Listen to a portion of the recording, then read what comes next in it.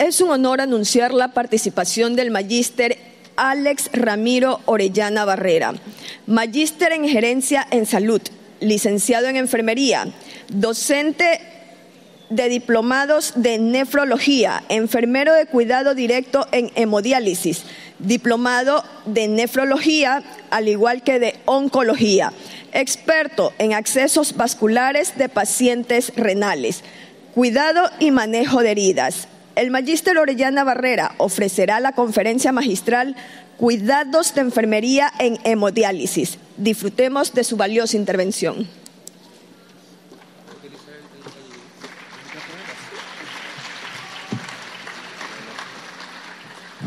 Hola. ¿Cómo están, compañeros? Muy buenas tardes.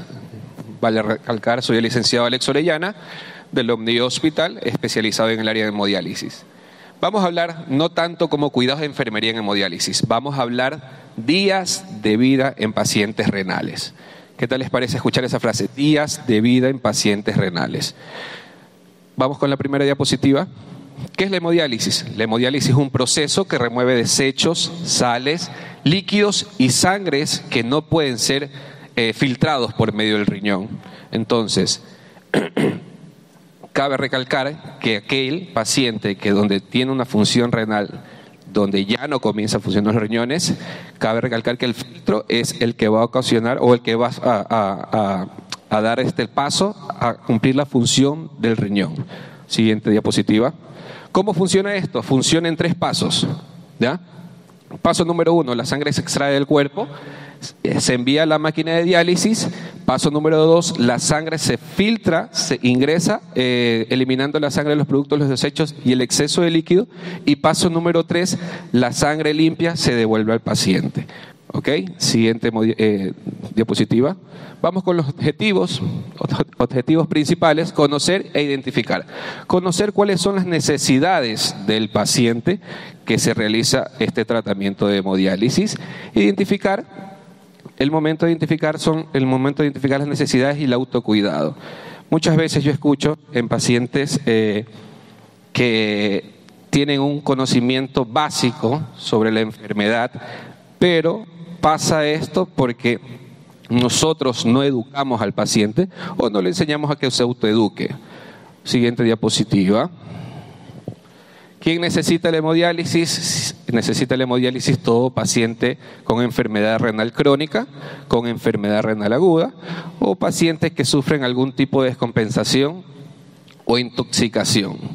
Siempre escucho que piensan que el paciente que se realiza hemodiálisis solo es el paciente renal.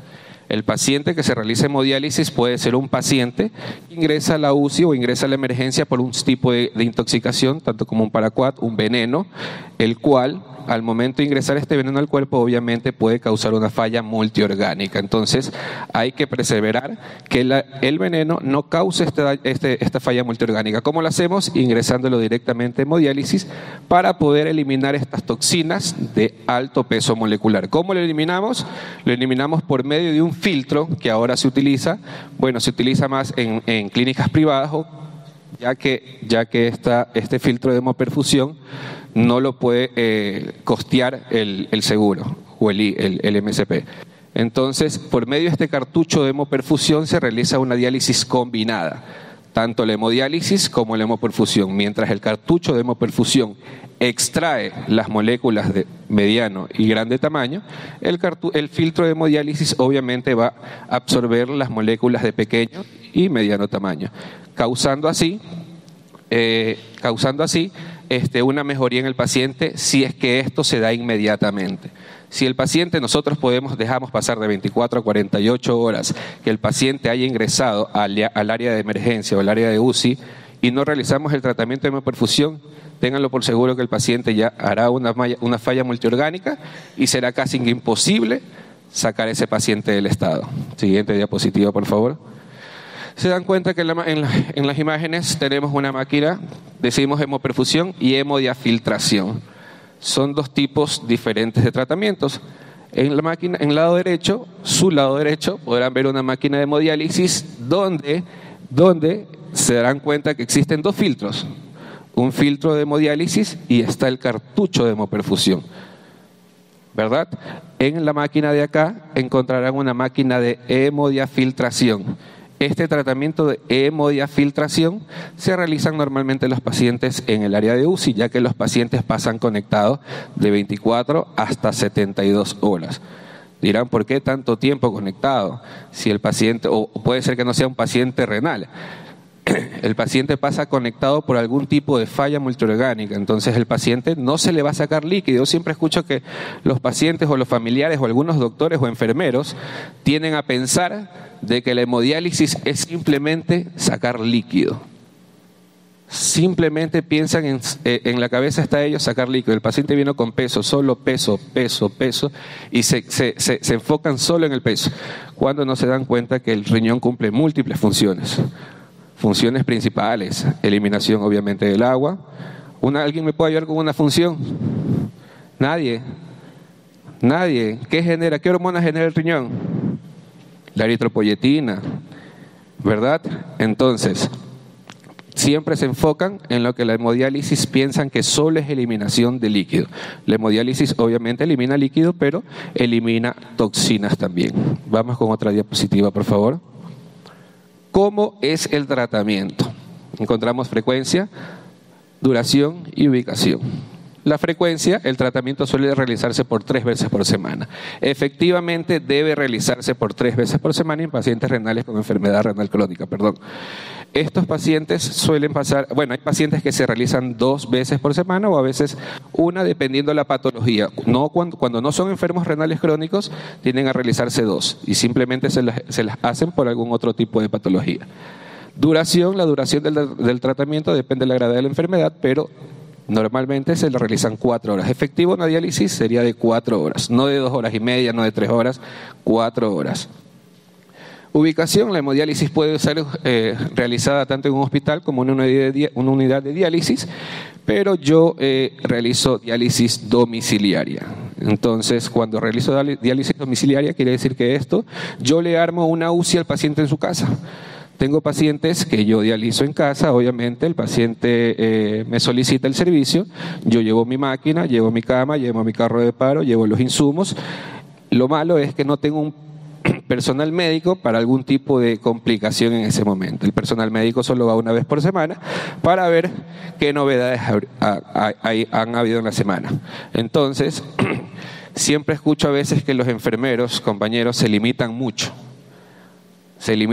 o anteriormente escuchaba cuando decían que el enfermero simplemente toma signos vitales y el enfermero canaliza vías periféricas. Nada más, esas eran las funciones del enfermero anteriormente. Vayan a ver en una UCI cómo trabaja un enfermero con 12 bombas y una máquina de hemodiafiltración manejando medicamentos para ver si el enfermero solo pone vía periférica. Entonces, mi trabajo en sí, normalmente yo tengo mis pacientes en diálisis domiciliaria, donde ya les digo, yo tengo todos los insumos del paciente. Entonces, lo malo es que en un tipo de complicación tengo que actuar absolutamente solo. ¿Cuáles son las complicaciones que pueden llegar a pasar en un paciente en hemodiálisis? Existen múltiples complicaciones, tanto como un desequilibrio metabólico, ya que cuando el paciente recién va a iniciar tratamiento de hemodiálisis, ingresa a tratamiento de hemodiálisis y el cuerpo rechaza. Obviamente porque primero es la primera diálisis, entonces empiezan siempre con un flujo bajo y el cuerpo del paciente rechaza este tipo de tratamientos y el paciente comienza a presentar náuseas, vómitos, mareos, cefaleas. Otra complicación que se dan son las hipertensiones. Otra complicación, hipotensiones, y hay una calambres también, obviamente cefaleas. Una complicación que no debería pasar son las embolias gaseosas, que lamentablemente se pueden dar por 2, yo siempre digo, se pueden dar por 2 cosas: falla del enfermero o falla de los insumos que tienen en ese rato. ¿Por qué pasa esto cuando digo falla de los insumos? Porque al momento de querer realizar un tratamiento de hemodiálisis, simplemente cogen, ceban una máquina, no dejan recircular para ver si el equipo vaya a presentar algún tipo de falla y simplemente ceban, apagan bomba, ingresan al paciente y lo conectan y listo. y no se dan cuenta si el equipo extracorpóreo, las líneas, pueden ser que a veces llegan con unas fallas de tipos de huecos o algunas tapitas están mal cerradas y esto absorbe aire y obviamente la cámara venosa se llena de aire, aunque existe un detector de burbujas, pero les informaban antes afuera que hay personales que se olvidan de encender este sensor. Cuando se dan cuenta, el paciente simplemente comienza a toser, tose y ustedes ni cuenta, la máquina no ha pitado porque está apagado el sensor de burbujas de aire y se dan cuenta que el paciente se les complicó y en ese momento créanme que 1 de cada 10 podrá salir. Siguiente diapositiva, por favor. Beneficios de la hemodiálisis: mejor calidad de vida, aumentar la esperanza de vida y permite una vida más activa. Por eso inicié con la frase de días de vida. La hemodiálisis les va a dar días de vida a estos pacientes. No es lo mismo que a veces uno piensa, o he escuchado decir, ese tratamiento de hemodiálisis tiene que ser ya la muerte porque que te pinchen, que mantenerte con vida, estar dependiendo de una máquina. Díganme ustedes, ¿cuántos pacientes oncológicos no quisieran tener una máquina que los mantenga con un estilo de vida diferente o mantenerlos vivos? ¿Verdad?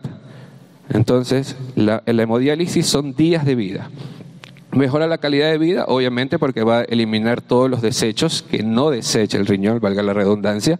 Aumenta la esperanza de vida, ya que prolonga los años de vida y permite una vida más activa siempre y cuando el paciente vaya de acorde al tratamiento. ¿Por qué digo esto? Porque obviamente hay pacientes que cuando ingresan a hemodiálisis no tienen una buena orientación nutricional. ¿Ya? Hay pacientes que a la final su función renal ya no sirve para nada, ya los pacientes no orinan, comienzan a hacer mucha retención de líquido y son mal orientados nutricionalmente. En cambio, los pacientes que tienen una función residual renal, hay que cuidarlos mucho. ¿Por qué? Porque el paciente todavía tiene el riñón que le sirve un 10%. Este 10% tenemos que cuidarlo demasiado, porque el paciente todavía micciona, todavía el paciente todavía puede miccionar y todavía el paciente sigue sintiéndose, entre comillas, tranquilo porque puede beber cierta cantidad de agua sabiendo que la va a eliminar. En cambio, imagínense el golpe duro que tiene que ser de los pacientes que en realidad todo vaso de agua que se toman, todo lo retienen y no lo pueden eliminar. Todo paciente en un tratamiento hemodialítico debe de ser duro, sabiendo que, como ustedes dicen, depende de una máquina, pero esta máquina les va a dar más días de vida, más años de vida. Entonces el paciente tiende a cambiar en el transcurso del tiempo, con ayuda psicológica tiende a aceptar el tratamiento y obviamente tiende a llevarse mejor con este tratamiento. Siguiente diapositiva, por favor.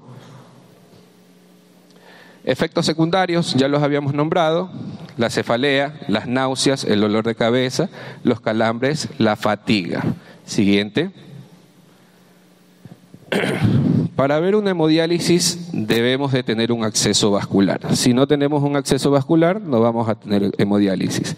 Entonces, entre los accesos vasculares vamos a encontrar los catéteres y vamos a encontrar las fístulas.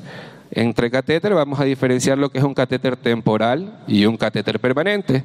En las fístulas vamos a encontrar las fístulas nativas y las fístulas protésicas.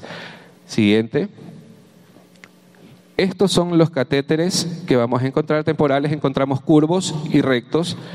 Los permanentes, encontramos curvos y rectos. La colocación puede ser derecho o izquierdo, el subclavio, yugular o hasta femoral. ¿Qué es lo malo que pasa en nuestro país? Lamentablemente, que un catéter temporal que tendría que tener una duración 3, mucho 6 meses, aquí los pacientes en hemodiálisis lo tienen 1 año, 2 años, lamentablemente. ¿Por qué? Porque obviamente no existen insumos o no existe el presupuesto para que esos pacientes que entraron por emergencia a realizarse tratamiento sean enviados directamente a realizarse una fístula arteriovenosa. Entonces, el primer acceso vascular que tiene un paciente renal va a ser siempre un catéter. Siguiente. ¿Qué es una fístula arteriovenosa? Es la comunicación de una vena con una arteria. Para hacer este procedimiento, obviamente, hacen una incisión donde van a coger la arteria y van a unir con la vena. ¿Qué es lo que va a causar esto? La arteria, la potencia, la fuerza que ejerce la vena, ejerce la arteria, va a permitir que la vena se engrose, va a permitir que el acceso vascular tenga un buen grosor y tenga las paredes más fuertes para poder nosotros puncionar una fístula. ¿Qué tiempo de duración después de realizarse una fístula, qué tiempo de duración debemos de esperar para que la fístula madure? Está entre 3 semanas a 4 semanas.